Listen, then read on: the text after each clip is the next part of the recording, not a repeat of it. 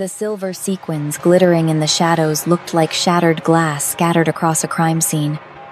And Kienogun didn't tolerate broken things in his territory.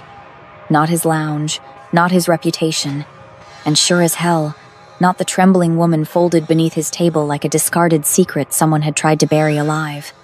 The Red Dragon Lounge pulsed with bass-heavy music that made the crystal chandeliers shiver.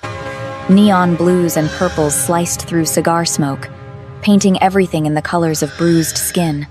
Cayeno had been reviewing shipping manifests when his second-in-command leaned in, whispering about a disturbance near the VIP section. A woman, running, hiding, in his club. He'd risen from his seat with the slow, predatory grace of a man who'd never had to rush toward violence. It always waited for him. His polished Italian leather shoes made no sound against the marble as he approached his private table, the one with the red velvet cloth that cost more than most people's cars. The one no one touched without permission. Someone was underneath it. Cayeno crouched, his tailored black suit pulling tight across his shoulders. The geometric tattoos crawling up his throat, each line a battle survived. Each angle a body buried seemed to writhe in the shifting club lights. His fingers grasped the golden tassels of the velvet cloth. He lifted it slowly. A woman stared back at him, curled into herself like a child hiding from monsters. But she wasn't a child. She was stunning, even with mascara tracking down her cheeks, even with her lip gloss smeared, even with her entire body shaking so violently her dress made a sound like rain against pavement. Her silver, sequined dress caught the light, making her look like a fallen star someone had tried to crush underfoot.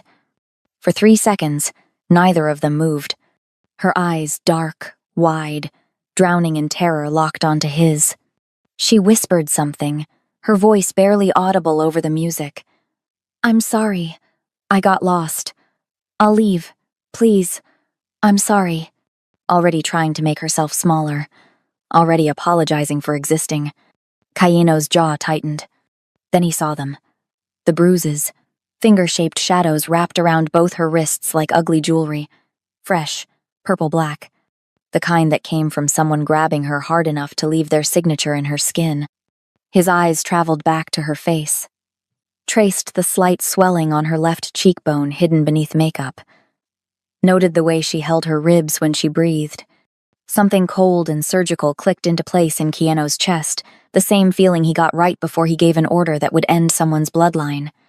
"Who?" he asked, his voice barely more than a whisper. Not gentle. Precise.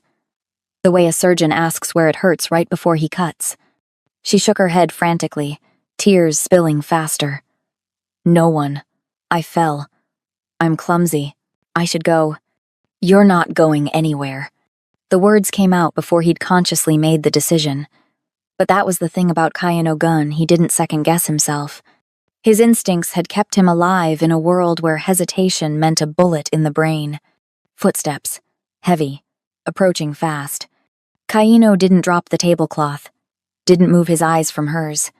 He simply shifted, placing himself between her and whoever was coming. His hand settled on her bare shoulder, warm skin, cold tremors.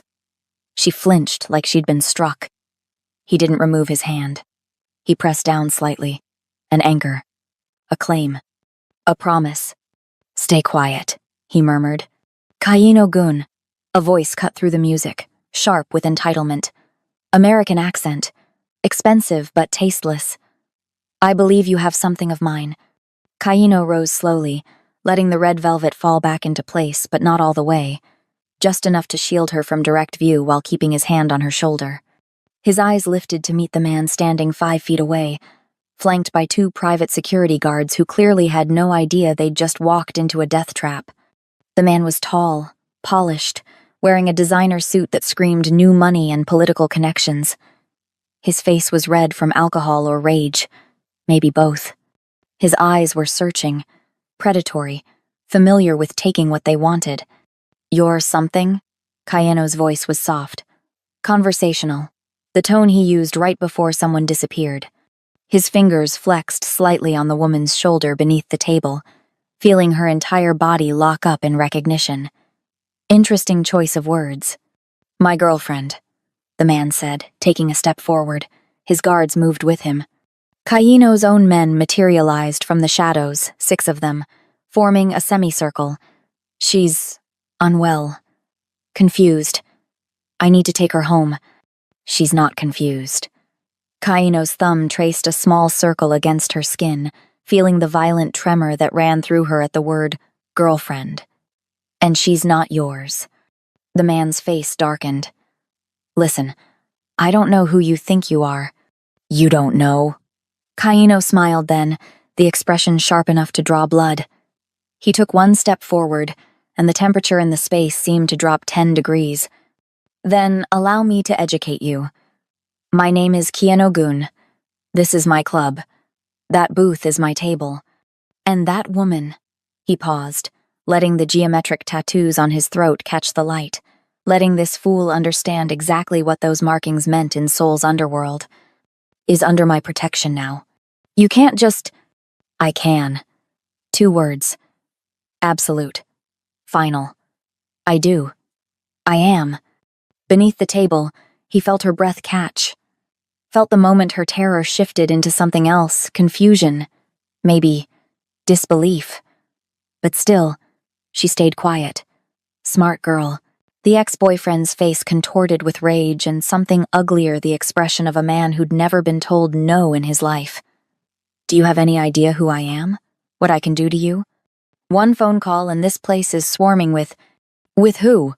Kaino interrupted, his tone almost bored. Police? Politicians? You think I don't own them too? He tilted his head slightly, studying the man like an insect he was deciding whether to crush or burn. Here's what's going to happen. You're going to walk out of my club. You're going to forget you ever knew her. And if I ever see you near her again, I'll make sure the only place you're walking is the bottom of the Han River with concrete shoes. The silence that followed was suffocating. The ex opened his mouth, closed it. His eyes darted to his guards, who were visibly sweating despite the club's air conditioning. They'd recognized the tattoos. They knew. This isn't over, the man finally spat. Yes, Kaino said quietly. It is. He didn't watch the man leave. Didn't need to. His men would make sure the message was delivered along with a detailed list of what happened to people who ignored Kaino-gion's warnings. Instead, he waited until the footsteps faded, until the music swelled back to normal volume, until he felt her breathing begin to slow beneath his palm. Then he crouched again, lifting the velvet completely this time. Light flooded her hiding place. She stared up at him, mascara-streaked and beautiful and utterly bewildered. What? Her voice cracked. What did you just do? Kaino extended his hand, the same hand decorated with scars and tattoos that told stories of violence. She stared at it like it might bite her. I made a decision, he said simply. The moment I saw those bruises. His eyes dropped to her wrists again, and his expression went cold. Surgical. Whatever bastard put his hands on you just became my problem to erase. She didn't take his hand. Not yet. She searched his face, looking for the trap, the ulterior motive, the next cage. Why? She whispered. Kaino's lips curved into something that wasn't quite a smile. Because in my world, miss. Melinda, she breathed. Melinda Brown. In my world, Melinda Brown, broken things get fixed or eliminated. And you. His eyes traveled over her again, slower this time, cataloging every injury, every sign of abuse, every tremor. Don't look like something that should be eliminated. He kept his hand extended. Patient. Immovable. After a long moment, long enough for her to understand this was a choice, not a command, she placed her shaking fingers in his palm. His hand closed around hers. Warm, steady, possessive. Welcome to the Red Dragon, Kaino murmured, pulling her gently out from under the table and into the light. Into his world, into his protection. You're safe now. The geometric tattoos on his throat seemed to pulse with promise, or threat, depending on who you were. Before we continue this story and discover what happens when Kaino takes Melinda to his penthouse and what deadly secret she's unknowingly carrying that will ignite a war in Soul's underworld, go ahead and hit that subscribe. button and drop a comment telling us where you're watching from around the world. It truly means a lot to me seeing our storytelling community growing. Every subscription, every comment, every share helps us bring more dangerous romances, more powerful characters, and more unforgettable stories to life. Together. Now, let's see what Cayeno does next. The gala had been suffocating even before Marcus cornered her in the corridor. Melinda had worn the silver sequin dress because he'd bought it for her because saying no meant consequences she'd learned to avoid. She'd smiled through dinner, laughed at the right moments, played the role of the perfect girlfriend to Seoul's rising political star. An American expatriate who'd made all the right connections, Marcus Whitmore was being groomed for an ambassadorship. Maybe more. He collected beautiful things. Art, cars, women. Melinda had been his favorite acquisition for 18 months. Until tonight, when she'd finally said the word that men like Marcus never accepted. No. It had started with his hand on her arm during the charity auction too tight, fingers digging in when she tried to pull away, then the whispered threat against her ear. Smile, or I'll make sure everyone here knows what a ungrateful little. She'd jerked away instinctively, and his champagne flute had shattered against the marble floor. The room had gone silent. Marcus had laughed it off, charming and smooth, blaming her clumsiness. But his eyes had promised violence. Real violence. The kind that left more than bruises. So Melinda had run. Through the ballroom, past shocked donors in their $1,000 gowns, down a service corridor that led to the exclusive nightclub section of the Grand Joseon Hotel, the Red Dragon Lounge. She'd heard Marcus and his colleagues mention it, a place where Seoul's elite went to conduct business that couldn't happen in daylight. She'd burst through the velvet curtains into a world of blue neon and cigar smoke, her heels clicking frantically against marble, her breath coming in panicked gasps. Behind her, she heard Marcus shouting her name, heard his security detail radioing each other. The VIP section loomed ahead, roped off, guarded, forbidden. She didn't care. She ducked under the rope, ignored the startled shout from a hostess, and dove beneath the nearest table. The red velvet tablecloth swallowed her in darkness just as Marcus's voice echoed through the club. Melinda, stop being dramatic and come out here. Now. She pressed her hands over her mouth to muffle her breathing. Her knees scraped against something sharp on the floor, broken glass. Maybe, and she felt warm blood trickle down her shin. The silver sequins of her dress caught fragments of light filtering through the velvet, making soft rattling sounds every time she trembled. Which was constantly. She couldn't stop shaking. Couldn't stop seeing Marcus's face when she'd pulled away. Couldn't stop feeling his fingers bruising her wrists. Couldn't stop remembering the last time she'd tried to leave him. The hospital had listed it as a fall down the stairs. She'd known better than to correct them. Footsteps approached the VIP section. Multiple sets. She curled tighter, making herself as small as possible, praying the darkness would keep her hidden long enough for Marcus to give up, to leave, to...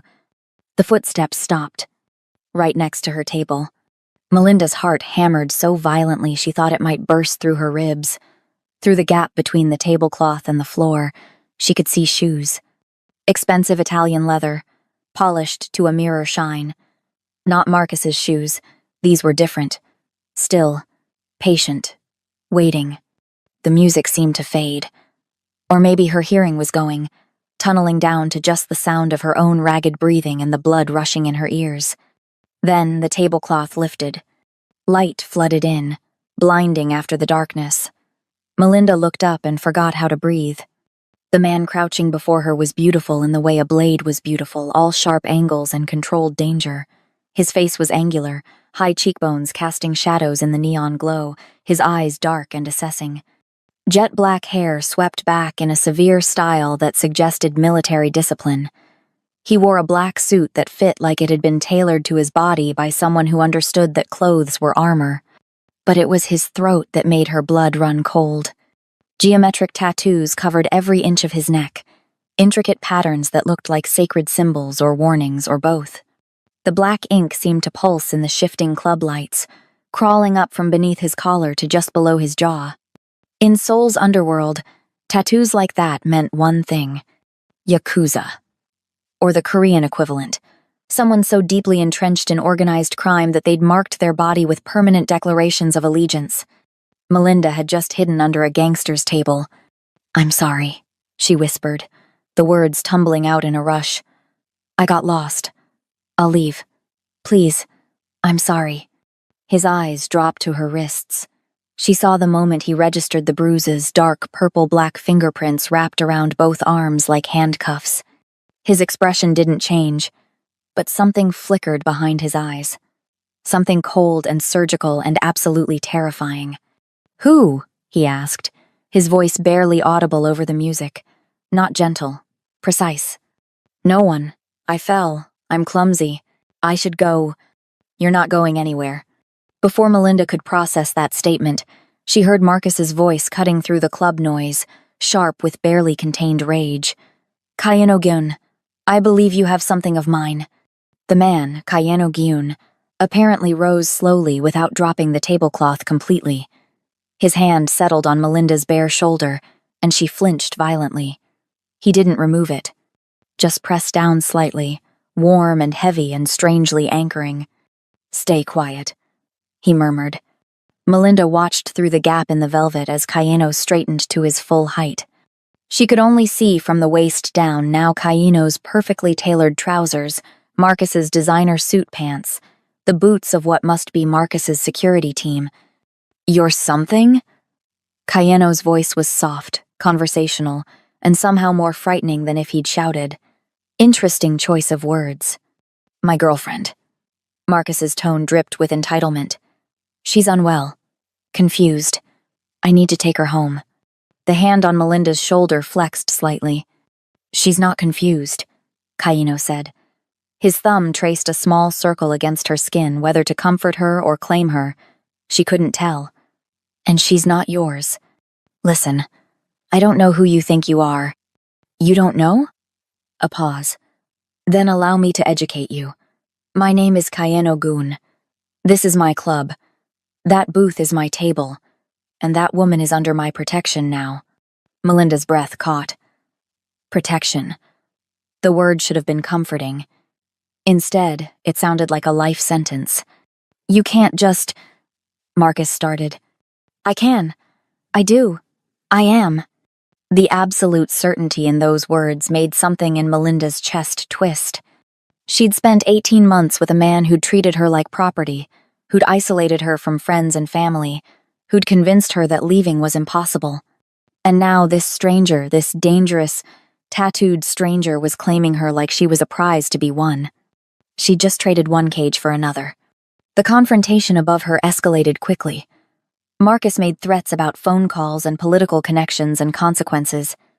Kayano responded with the kind of quiet menace that suggested he'd buried people for less.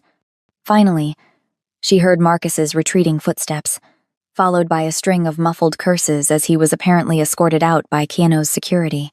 Silence fell, heavy and expectant. Then Kayano crouched again, lifting the velvet completely this time. His eyes found hers. "What did you just do?" Melinda whispered. "I made a decision." He extended his hand, scarred knuckles, tattoos creeping down from his sleeve. "The moment I saw those bruises, whatever bastard put his hands on you just became my problem to erase." Melinda stared at his hand, her mind racing. Every instinct screamed at her to run, to refuse, to find another way out. But Marcus was still in the building. Marcus had security. Marcus had connections that could make her disappear without a trace. This man, this gangster, had just faced down Marcus without flinching. Slowly, her fingers touched his palm. His hand closed around hers immediately, warm and steady and far too possessive for someone she'd met 3 minutes ago.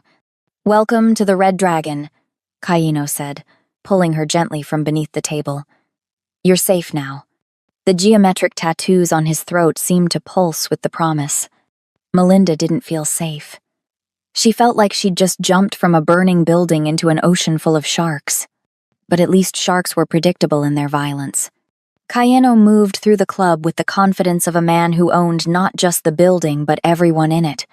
His hand remained on Melinda's lower back, not guiding, claiming as he steered her away from the main floor toward a private corridor she hadn't noticed before. 6 men in black suits materialized from the shadows, forming a protective diamond around them. Melinda's heels clicked against marble, the sound hollow and final. Her dress left a faint trail of silver glitter on the floor, like breadcrumbs she'd never be able to follow back to her old life. "Where are we going?" Her voice came out smaller than she'd intended. "Somewhere you can breathe," Kaino said without looking at her. They emerged into a private elevator bay, all black marble and gold fixtures. Kaino pressed his thumb to a biometric scanner, and the doors whispered open.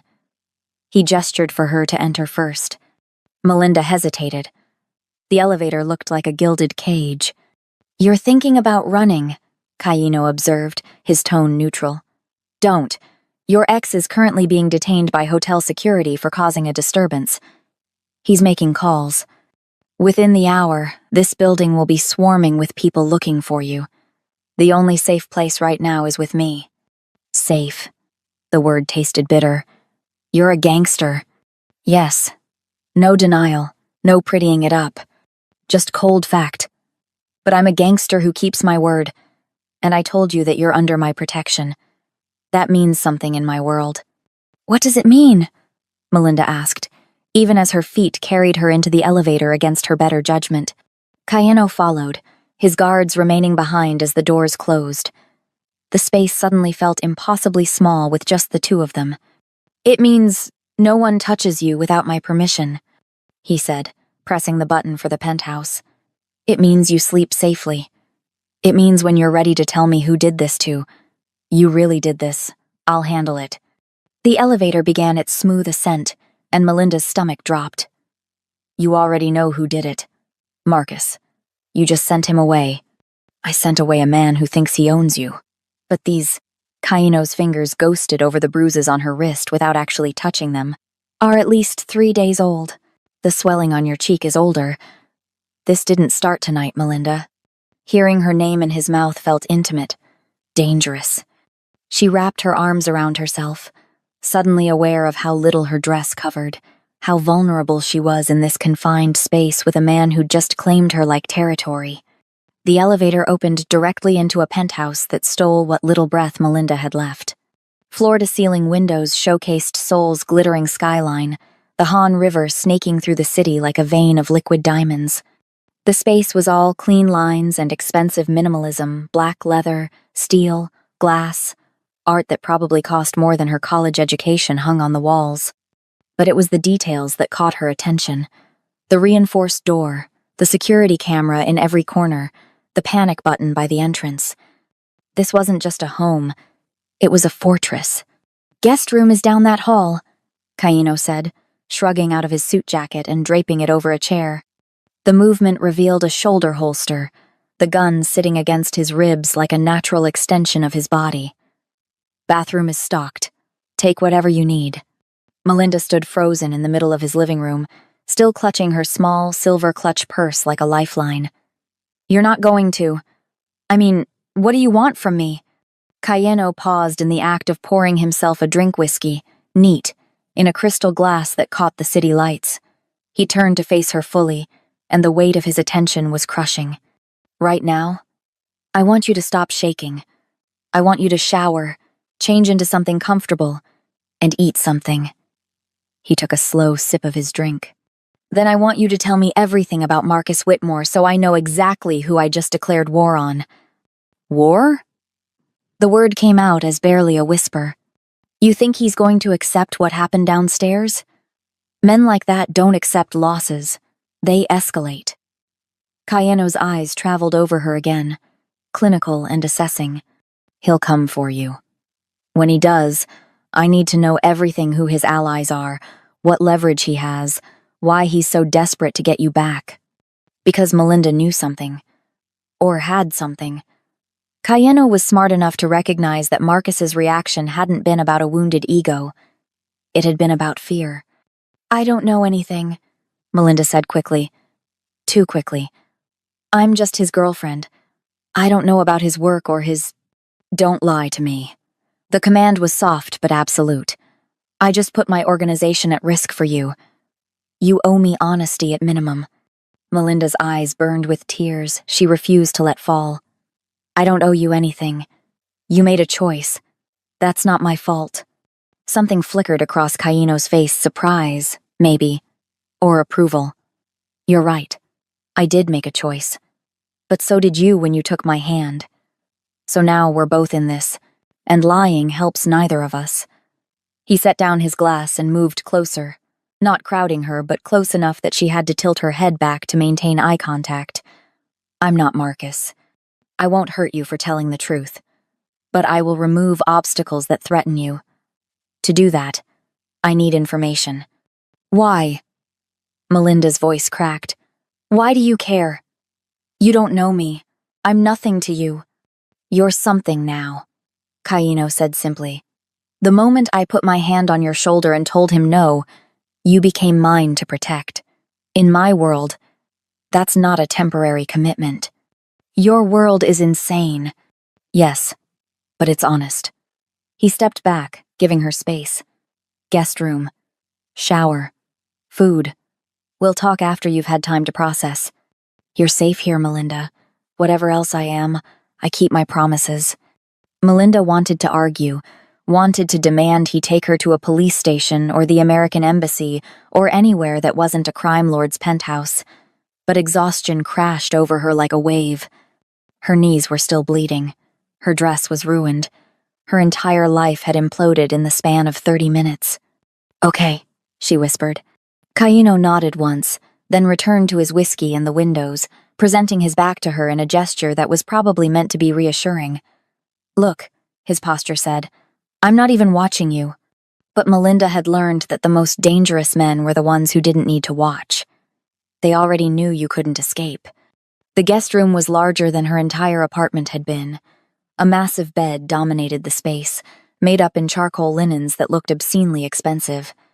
The attached bathroom was all white marble and chrome, with a shower that could fit 4 people and a tub deep enough to drown in. Melinda locked the door behind her, though she suspected the lock would mean nothing if Kaino decided to come in and finally let herself fall apart. She slid down the door until she was sitting on the cold tile, her silver dress pooling around her like melted metal. The tears came in silent, shaking sobs that hurt her ribs. She pressed her fist against her mouth to keep quiet, muscle memory from all the times Marcus had punished her for crying too loud. Marcus. God. Marcus was going to kill her. He'd told her once, during one of his rages, that if she ever embarrassed him publicly, he'd make sure no one ever found her body. She'd believed him. Still believed him. And now she'd done worse than embarrass him. She'd been claimed by someone Marcus clearly feared. Melinda forced herself to breathe through the panic attack. 1 breath, 2, 3. She couldn't fall apart. Not yet. She had to think, had to figure out how to survive this nightmare. Her eyes fell on her clutch purse, abandoned on the floor next to her. She'd grabbed it when she'd fled the gala, instinct making her snatch it from the table even as Marcus was shouting.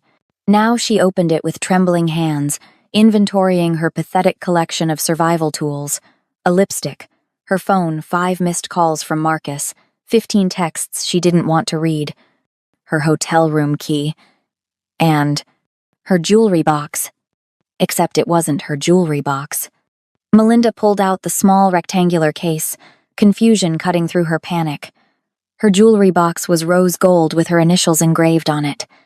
This was black, sleek, and when she opened it, there were no earrings inside. There was a USB drive. Her blood turned to ice. She'd grabbed the wrong case. In her panic to escape, she'd snatched this from Marcus's study table instead of her own belongings. She'd been in his study before dinner, looking for an aspirin in his desk drawer when he'd snapped at her to get out. She'd seen this case on his desk, right next to her jewelry box. Oh God. Oh God. Melinda's hands shook so violently she nearly dropped the USB drive. This was why Marcus had chased her. Not because she'd run. Not because she'd embarrassed him. Because she'd accidentally stolen something he needed. Something important enough to risk exposing himself as a violent psychopath in front of Seoul's elite. She should throw it away. Flush it down the toilet. Pretend she'd never seen it. But even as the thought formed, she knew better. Marcus would never stop looking for this. And if he found her without it, he'd assume she'd copied it, or sold it, or done something with the information. She needed to know what was on it. Needed to understand what kind of danger she was in. Melinda stood on shaking legs and approached the bathroom counter. Her reflection in the mirror was shocking, mascara streaks cutting through expensive makeup. Her lips slightly swollen where she'd bitten it during the confrontation, bruises blooming on her arms like ugly flowers. She looked like a victim. She was so tired of being a victim. The shower ran hot enough to hurt, and Melinda stood under the spray until her skin turned pink. She found unopened toiletries in the cabinet, luxury brands, women's products, as if Cayeno kept his guest room stocked for female visitors. The thought made her stomach twist with an emotion she didn't want to examine. When she emerged, wrapped in a towel that cost more than her rent, she found clothes laid out on the bed. Not her ruined dress, someone had removed that while she'd been in the shower. Instead, there was a black t-shirt that would hang to her knees and soft cotton pants with a drawstring waist. No note, no explanation, just clothes and the faint scent of expensive cologne lingering in the air. Cayeno had been in here while she showered, had seen her dress on the floor, had left clothes and then disappeared like a ghost. The violation should have terrified her. Instead, it just made her tired. Melinda dressed in his clothes, and they were clearly his, the shirt swimming on her smaller frame, and forced herself to face the rest of the penthouse. She found Cayeno in the kitchen, of all places, making something that smelled like ginger and garlic. He glanced up when she entered, his eyes doing a quick scan of her appearance before returning to the pan in front of him. Sit. Not a request. Melinda sat at the kitchen island, watching as this tattooed crime lord moved around his kitchen with surprising competence. You cook, she said, because the observation was so absurd it needed to be voiced. I have many talents. He plated something that looked like japchae Korean glass noodles with vegetables and beef, set it in front of her with chopsticks and a glass of water. Eat. Melinda stared at the food. Her stomach growled traitorously. It's not poisoned, Cayeno said dryly, leaning against the counter with his arms crossed. Though I understand the paranoia. I'm not paranoid. I'm practical. But she picked up the chopsticks anyway, because she couldn't remember the last time she'd eaten, and because her body needed fuel even if her mind was screaming danger. The food was delicious. Perfectly seasoned, the noodles, the right texture, the vegetables still crisp. Melinda ate mechanically, aware of Cayeno watching her with those dark, assessing eyes. Your knees, he said after a moment. Melinda looked down. She'd forgotten about the cuts from the glass under his table. They'd stopped bleeding in the shower, but they were still raw. First aid kit is in the cabinet behind you, Cayeno continued, or I can tend to them. The offer was strange and intimate and terrifying. Melinda thought about Marcus, who'd once dislocated her shoulder and then spent 3 hours explaining why it was her fault. The contrast made her dizzy. I can do it myself, she said. I'm sure you can. But you're left-handed and the right knee is worse. Let me... How did he know she was left-handed? Melinda realized he'd been watching her eat, cataloging details, building a profile, the observation skills of a predator. Before she could argue, Cayeno moved to the cabinet and retrieved a first aid kit that looked military grade. He pulled out a stool and sat in front of her, gesturing for her to extend her leg. Melinda hesitated.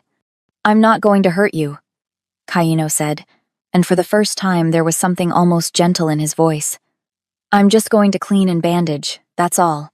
Against every instinct, Melinda extended her right leg. Cayeno's hands were careful as they steadied her calf, his touch clinical and efficient. He cleaned the wound with antiseptic, the sting making her hiss, but he didn't rush, just worked with steady precision, applying antibiotic ointment and gauze. Tell me about Marcus, he said as he worked. And somehow, with his hands gentle on her injured skin, with food in her stomach and distance from the terror of the gala, Melinda found herself talking. She told him about meeting Marcus at an art gallery 18 months ago. How charming he'd been, how attentive, How quickly charm had turned to control. The first time he'd grabbed her too hard during an argument. The first time he'd hit her and then apologized with flowers and promises. How he'd convinced her to quit her job, isolated her from friends, made her dependent on him for everything. He's a political consultant, she heard herself saying. Works with high-level government officials in Seoul and Washington. He's being groomed for something bigger, maybe an ambassadorship. He has connections everywhere. Police, politicians, business leaders. Kaino's hands stilled on her knee. What kind of consulting? I don't know exactly. He never discussed work with me, but he met with a lot of powerful people. And he was paranoid about security encrypted phones, locked study, never left his computer unattended. But you were in his study tonight. It wasn't a question. Melinda swallowed hard. I was looking for aspirin. He got angry and told me to leave. And you grabbed something. Her breath caught. How did he? Kaino's eyes lifted to hers, dark and knowing. You had your clutch when you ran into my club. Marcus's men were searching for something specific, not just chasing a fleeing girlfriend. And you've been clutching that purse like it contains state secrets. He leaned back slightly. What's in it, Melinda? This was the moment. The decision point. She could lie, and he'd probably know. She could tell the truth, and she'd be admitting she'd stolen something from a dangerous man. Or she could do what every instinct told her to do and run. Except she had nowhere to run to. I don't know, she finally whispered. But I think I accidentally took something of his. Something important. Kaino finished bandaging her knee, his movements unhurried. Then he held out his hand, palm up, waiting. Melinda retrieved her clutch from where she'd left it in the guest room, her heart pounding so hard she felt sick. When she returned, Kaino was still sitting there, patient as a statue. She placed the USB drive in his hand. He examined it without expression, turning it over in his scarred fingers. You haven't looked at what's on it. No. Smart. He stood, moving to a laptop on the kitchen counter. Or cowardly. Hard to tell which. Does it matter? Melinda asked, feeling defensive and exhausted and scared. Kaino glanced at her, something that might have been sympathy flickering across his face. No. Either way, you made the right choice showing me. He plugged the USB drive into his laptop, and they both waited as the screen loaded. Melinda found herself holding her breath, wondering what kind of mistake she'd made, what kind of danger she'd brought into this stranger's home. The files opened, and Kaino went very, very still. What is it? Melinda asked when the silence stretched too long. State secrets. Kaino said softly, his voice devoid of emotion. Classified intelligence about Seoul's defense infrastructure, trade agreements, names of undercover operatives. His eyes lifted to hers, and for the first time since they'd met, she saw something that might have been respect. Your ex isn't just a political consultant. He's selling information to the highest bidder. Oh God. Melinda's legs went weak. Oh God, Marcus is a traitor. Yes. Kaino closed the laptop with careful precision. And you just stole the evidence that could destroy him.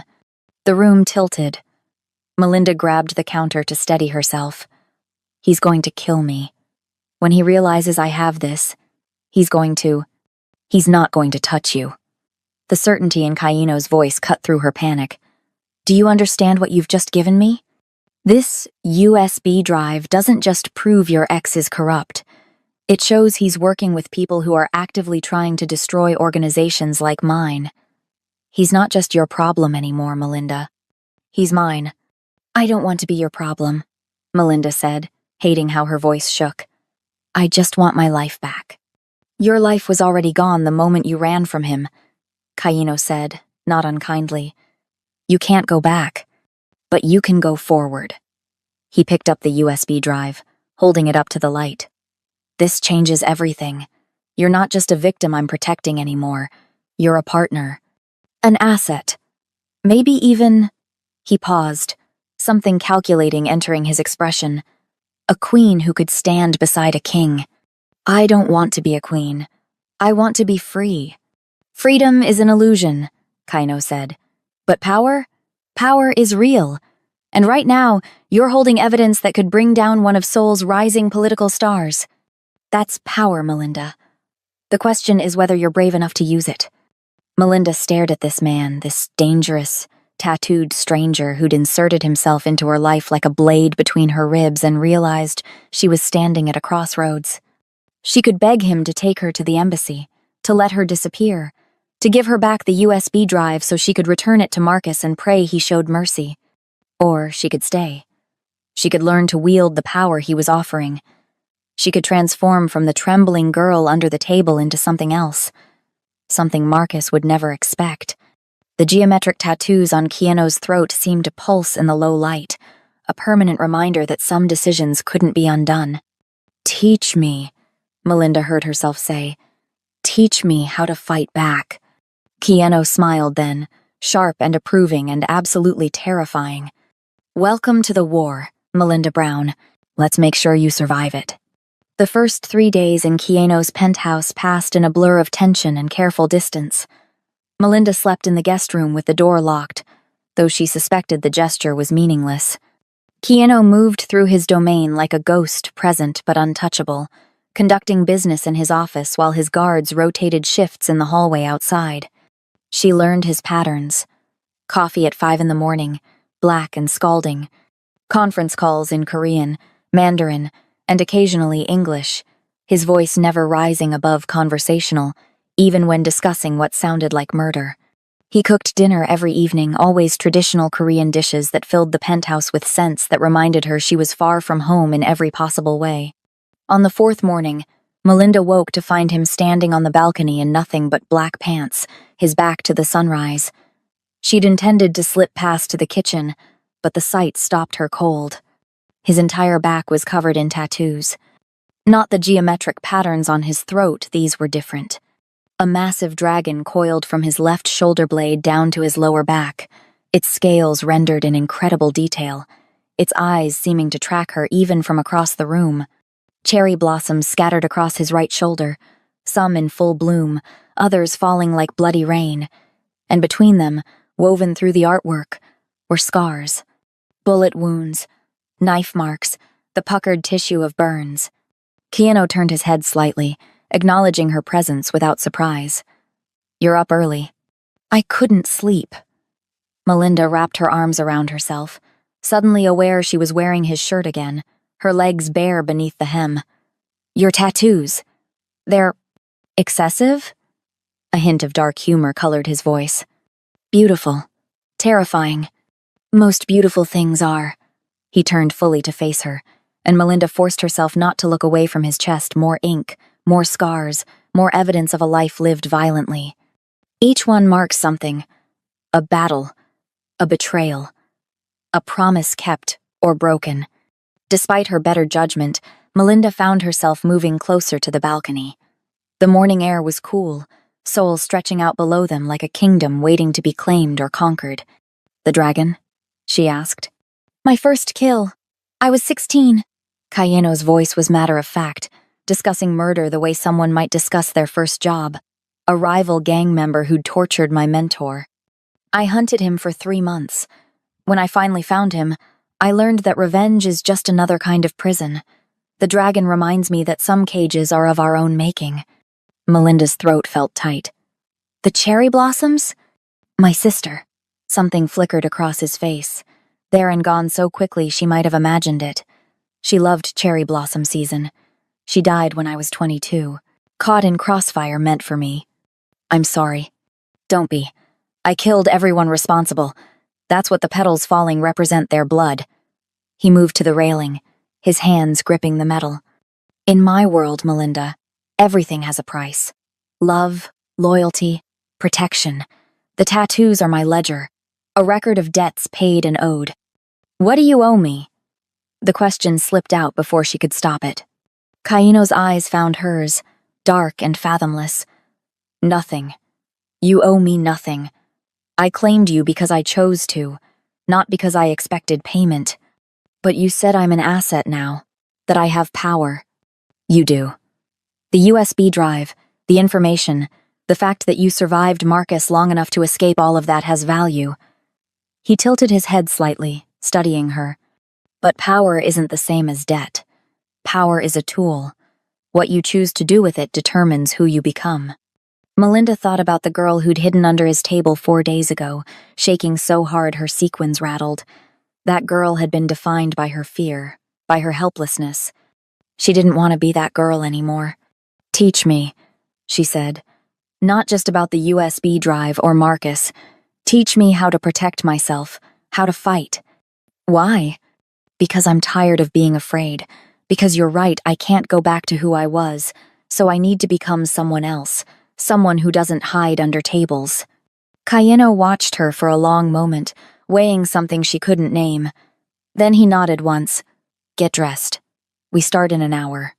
The shooting range was in the basement of Cayeno's building, accessible only by private elevator and retinal scan. The space was professional-grade reinforced walls, multiple lanes, targets that could be programmed for different scenarios. 2 of Cayeno's guards were already there, running drills with mechanical precision. Melinda felt absurdly out of place in borrowed workout clothes, her hands still soft from a life that hadn't required calluses. Cayeno appeared beside her, a black case in his hands. He opened it to reveal a handgun that looked smaller than the one he carried, sleeker and somehow more elegant. "Glock 43, he said, lifting it with the familiarity of a surgeon handling a scalpel. 9mm. "Light enough for your frame. Reliable. Easy to conceal." He handed it to her, and the weight of it made her arms shake. "I don't know if I can—" "You can." His voice was firm but not harsh. "Fear is natural. But fear and inability aren't the same thing." He moved behind her, his body close enough that she could feel his heat, and guided her hands into position. "Grip here." Dominant hand high on the backstrap, support hand filling the gap. "Your hands should be one unit." His fingers adjusted hers, patient and methodical. Melinda tried to focus on the technical instruction and not on the fact that a man was touching her and she wasn't flinching away. That Cayeno's proximity felt different than Marcus's had still dangerous, but protective rather than predatory. "Stance," Cayeno continued, using his foot to nudge hers apart. "Shoulder width, slight bend in the knees. You're not trying to muscle the gun, you're becoming part of the weapon system." He stepped back, and Melinda immediately felt colder. "Now breathe. Find your sight picture. Front sight, target, back sight. The front sight is your truth. Everything else is context." Melinda stared down the range at the paper target 20 feet away. The gun trembled in her hands. "I can't." "Yes, you can." Cayeno's voice was closer to her ear now, low and steady. "Marcus took a lot from you. Don't let him take your courage, too. Breathe in. Exhale halfway. Squeeze, don't pull the trigger on the pause between breaths." Melinda followed his instructions. Breathed. Found the pause. Squeezed. The gun kicked in her hands, the sound deafening even through the ear protection. The target remained untouched, her shot going wild to the right. "Again," Cayeno said. She shot again, and again, and again. By the 20th round, her hands had stopped shaking. By the 50th, she'd hit the target. By the 100th, she'd found the center mass. When the magazine finally emptied, Melinda lowered the gun with arms that burned from exertion. Sweat had plastered her hair to her neck. Her ears rang. Her hands would probably bruise. She'd never felt more powerful in her life. "Good," Cayeno said, and the simple approval sent warmth through her chest. "Tomorrow we work on moving targets. Next week, close quarters combat. By the time I'm done with you, you'll be able to walk through fire and come out the other side holding matches." Melinda turned to face him, still holding the empty gun. "Why are you doing this?" "Really? Because you asked me to." "That's not a reason. People ask you for things all the time. You don't train them to kill." Cayeno was quiet for a moment, his expression unreadable. Then he reached out and touched the fading bruise on her wrist with one finger, barely a whisper of contact. Because I see something in you that I recognize. You think you're weak because someone convinced you that you are. But I've seen real weakness, Melinda. Real weakness runs. Real weakness stays broken. His eyes met hers. You didn't run from Marcus, you ran toward survival. You didn't stay broken, you asked to be rebuilt. That's not weakness. That's steel wrapped in skin. Something in Melinda's chest cracked open, and before she could think better of it, she reached up and traced one of the geometric tattoos on his throat. Cayeno went completely still, his breath catching. "Thank you," she whispered. His hand came up to catch hers, pressing her palm flat against the ink. "You're welcome." They stood like that for a breath, two broken people holding each other's pieces, before Cayeno stepped back and the professional distance returned. But something had shifted. Some wall had developed a crack. And Melinda wasn't sure if that made her safer or put her in more danger than Marcus ever had. The call came at 2 a.m, 6 days later. Melinda had been asleep in the guest room when she heard Cayeno's raised voice the first time she'd heard him lose his controlled calm. She stumbled into the living room to find him on the phone, his face carved from stone, rage radiating off him in waves. "How many dead?" he asked in Korean, his tone deadly quiet now. A pause. "Burn it down. I want everything Marcus Whitmore owns turned to ash by morning. And find out who gave him the layout of the building." He ended the call and stood there, staring at his phone like it had personally betrayed him. "What happened?" Melinda asked, though part of her already knew. Cayeno's eyes lifted to hers, and she took an involuntary step back at what she saw there. "Marcus bombed one of my clubs, the Dragon's Pearl in Gangnam. 12 dead. 23 injured. His knuckles were white where he gripped the phone. He sent a message with the bomb. 'Return what's mine, or I'll burn your empire down around you.'" Melinda's legs gave out. She sank onto the couch, horror washing over her in cold waves. 12 people. Oh God, this is my fault. Those people died because Marcus Whitmore is a psychopath who values his stolen secrets more than human life. Cayeno was in front of her suddenly, crouching to her eye level. "This is not your fault. This is his choice, his escalation, his evil. You have to give me back to him." The words tumbled out in a rush. "Tell him you'll return me. I'll give him the USB drive and—" "No. Cayeno, please. More people will die. Your people. I can't." "No." His hands framed her face, forcing her to look at him. "I don't negotiate with terrorists. I don't hand over people under my protection. And I sure as hell don't let men like Marcus win because they're willing to kill innocents." "Then what do we do?" Something dark and satisfied crossed Cayeno's face. "We set a trap, and we make sure he never threatens anyone again." The plan was simple in the way that all terrible ideas were simple. Cayeno would reach out to Marcus through intermediaries, offering a meeting, a trade Melinda and the USB drive for a ceasefire. Marcus would come because his political career, his life, everything he'd built depended on retrieving that evidence. And when he did, Cayeno would end him. "You'll be bait," Cayeno explained 2 days later as they reviewed the plan in his office. "But you'll be armed, you'll be trained, and you'll have 20 of my best men in position." Melinda stared at the blueprint of the meeting location, an abandoned warehouse near the docks, all industrial decay and shadows, the kind of place where people disappeared. "He'll kill me the moment he has the drive," she said quietly. "He'll try, but he won't succeed." Cayeno's finger traced a path on the blueprint. "You'll have a tracker, body armor under your clothes, a weapon strapped to your thigh. And the drive you're handing him will be a fake. The real one is already somewhere Marcus can never reach it." "This is insane. This is survival." Cayeno leaned back in his chair, watching her with those dark, assessing eyes. "You asked me to teach you how to fight. This is the final lesson, Melinda. Theory becomes practice. Everything we've trained for comes down to this moment. What if I freeze? What if I'm still just the girl hiding under the table? You're not.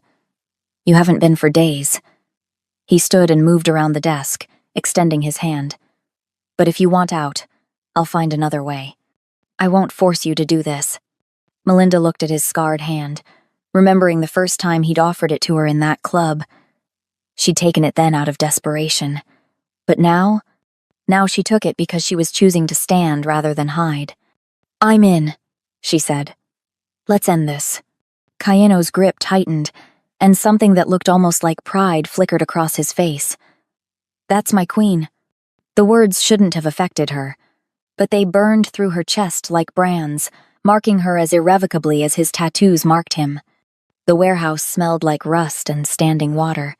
Melinda's heels clicked against concrete as she walked into the cavernous space, her silver dress the same one she'd worn the night she'd fled, glittering under the sparse industrial lighting. The body armor beneath it dug into her ribs. The gun strapped to her thigh felt heavier than it had during training. Marcus waited in the center of the space, flanked by 6 armed men who looked military-trained and expensive. He looked thinner than she remembered, his eyes hollow from lack of sleep. Desperation rolled off him in waves. Melinda. His voice was hoarse. Thank God. I've been so worried. Come here, baby. Let's go home. The endearment made her stomach turn. She stopped 20 feet away, her hands empty and visible. I have the drive. Good. Good girl. Marcus took a step forward, and his men moved with him.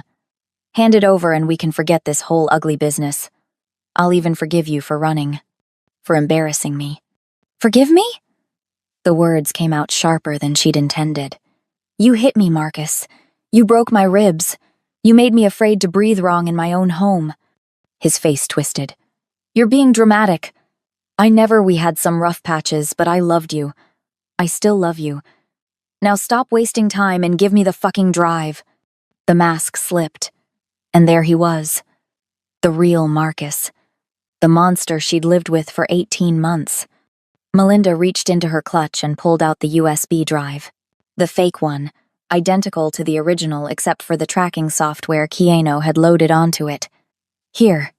She threw it, and Marcus lunged for it like a starving dog for meat. His hands closed around it, and relief washed over his features. Thank God, he breathed. Then his eyes lifted to hers, cold and calculating. Now, about loose ends.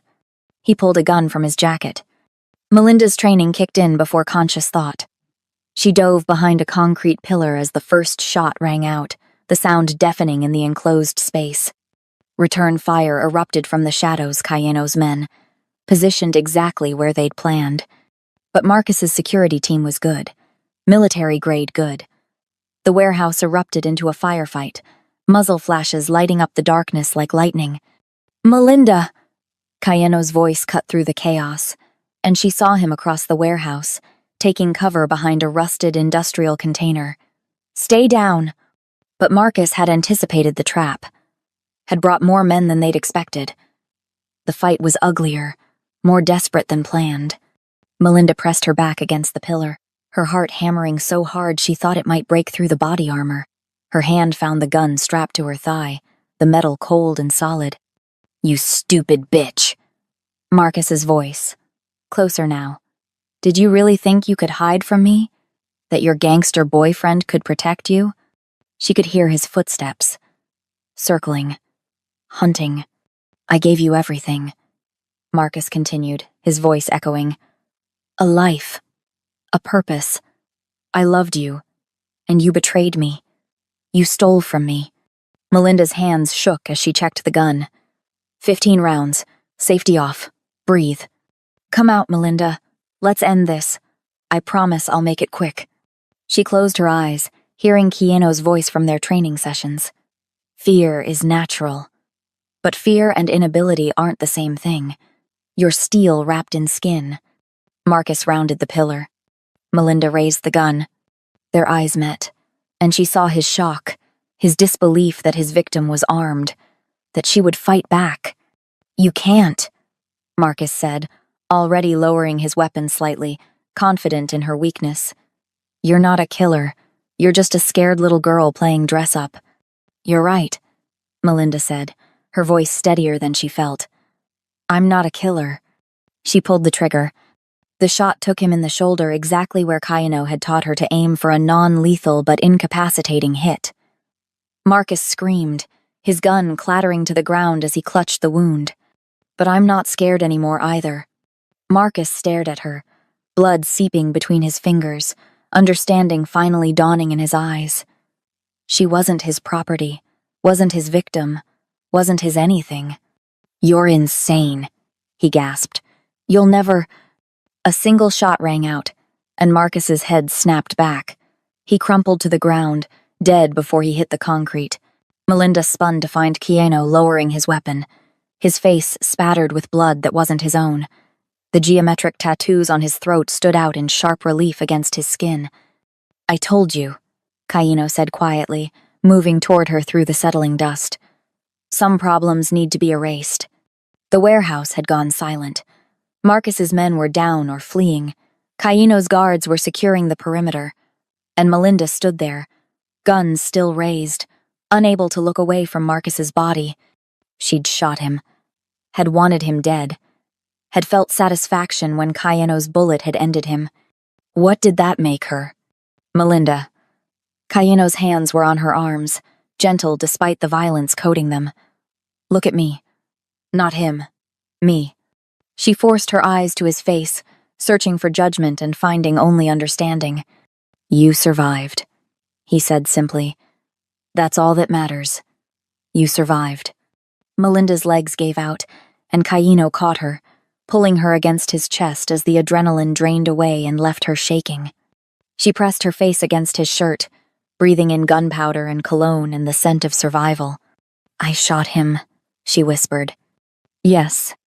I wanted him dead. Yes. Does that make me like him? Keanu pulled back just enough to look at her face, his expression fierce. No, it makes you a survivor. Marcus hurt you for power, for control. You hurt him for freedom. Those aren't the same thing. Sirens wailed in the distance. Keanu's men were already moving, erasing evidence, securing the scene in ways that would ensure the official story bore little resemblance to reality. We need to go, Keanu said. But he didn't release her, just tucked her against his side and led her toward the exit. The news broke the next morning. Marcus Whitmore, rising political consultant, found dead in an apparent confrontation with organized crime figures. The circumstances were murky, the investigation ongoing. But somehow, miraculously, a USB drive containing evidence of his treasonous activities surfaced and found its way to the appropriate authorities. Melinda watched the coverage from Keanu's penthouse, wrapped in a blanket despite the warm morning, coffee growing cold in her hands. Her face never appeared in any report. Her name was never mentioned. As far as the world knew, she'd never existed in Marcus's life. Keanu had erased her from the story completely. Drink your coffee, he said, appearing with a fresh cup and taking away the cold one. You need to eat something. I'm not hungry.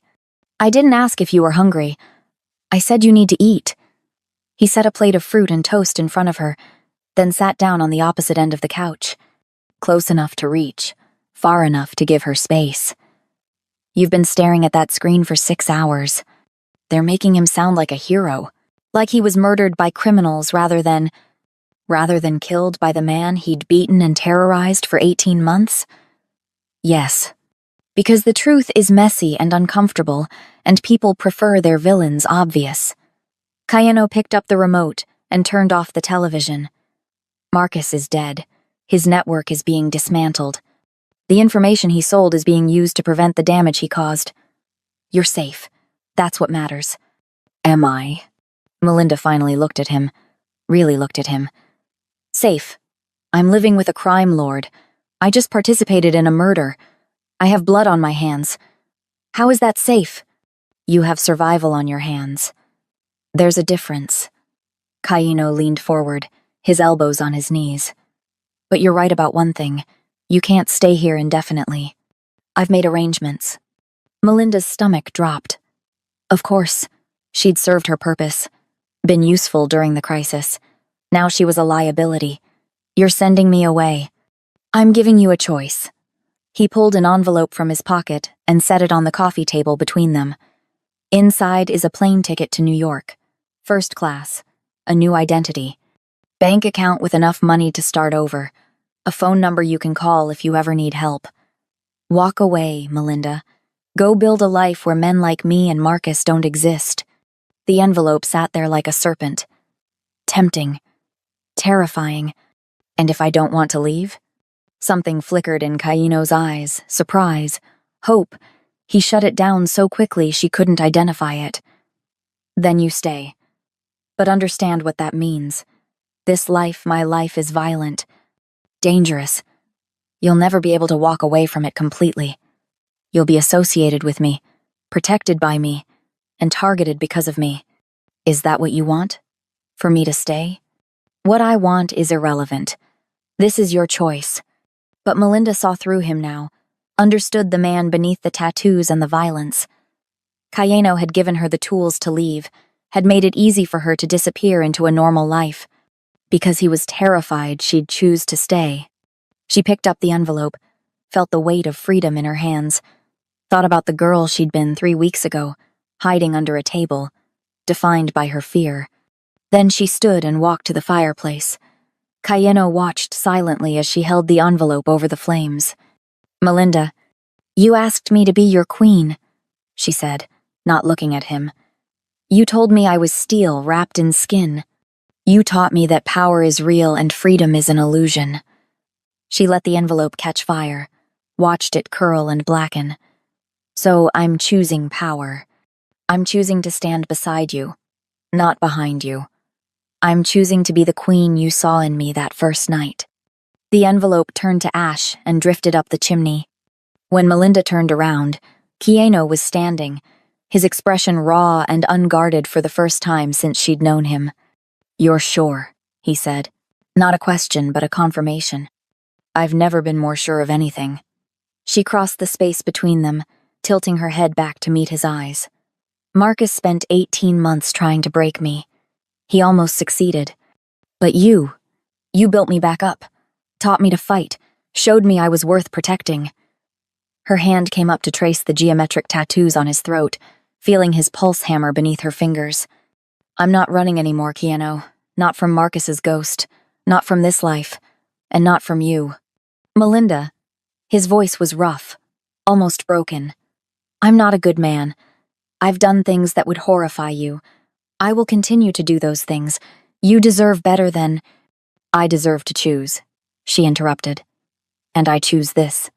I choose you. I choose us." For a long moment, Kaino simply stared at her, as if waiting for her to realize her mistake. Then his hands came up to frame her face with a gentleness that contradicted every violent thing she knew him capable of. "Then welcome home," he whispered, and kissed her. It was nothing like Marcus's kisses had been claims, dominance, control. This was a promise, a surrender, an acknowledgement that she was his equal, not his possession. When they finally broke apart, both breathing hard, Melinda felt something settle in her chest that might have been peace. "Now what?" she asked. Kaino's lips curved into that sharp, dangerous smile she'd come to recognize. "Now we rebuild. Marcus destroyed one of my clubs.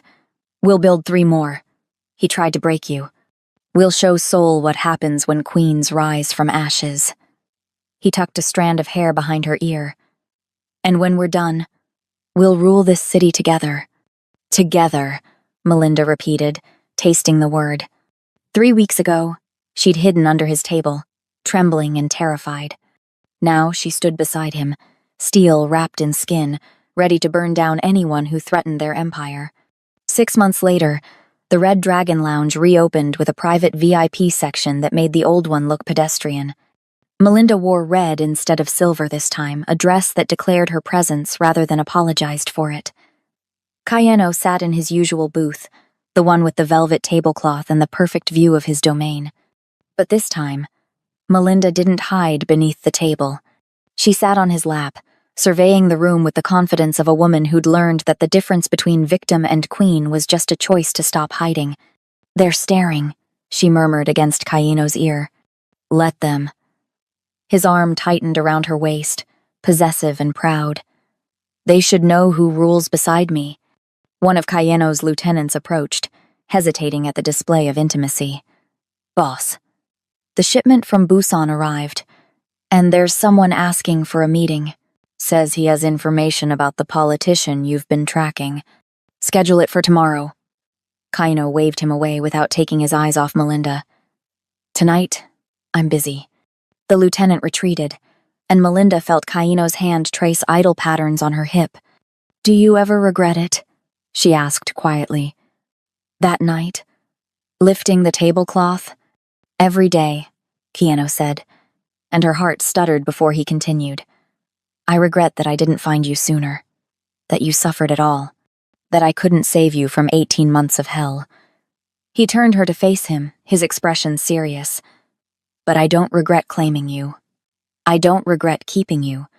And I sure as hell don't regret falling for you." Melinda kissed him then, not caring who watched, not caring about propriety or appearances.